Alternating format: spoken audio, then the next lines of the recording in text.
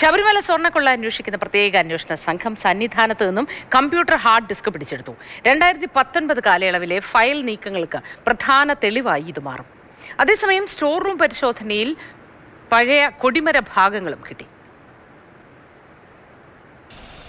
Sabarimala executive ഓഫീസറുടെ കാര്യാലയത്തിൽ നിന്നാണ് നിർണായകമാകുമെന്ന് കരുതുന്ന ഹാർഡ് ഡിസ്ക് കിട്ടിയത്. അന്നത്തെ കമ്പ്യൂട്ടറിലുണ്ടായിരുന്ന എക്സൽ, വേഡ് ഫയലുകളും മറ്റ് ഡേറ്റാബേസുകളുമാണ് SITക്ക് ഇതുവഴി ലഭ്യമാകുന്നത്. അന്വേഷണം തുടങ്ങിയ ശേഷം ഇതിൽ നിന്ന് എന്തെങ്കിലും നീക്കം ചെയ്തിട്ടുണ്ടെങ്കിൽ അവ വീണ്ടെടുക്കും.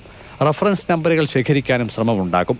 റഫറൻസ് നമ്പറുകളിലുള്ള ഫയലുകൾ ലഭ്യമല്ല എങ്കിൽ അവ എവിടെയെന്ന ചോദ്യത്തിന് പ്രതികളായ ദേവസ്വം ബോർഡ് ഉദ്യോഗസ്ഥർ മറുപടി പറയേണ്ടി വരും.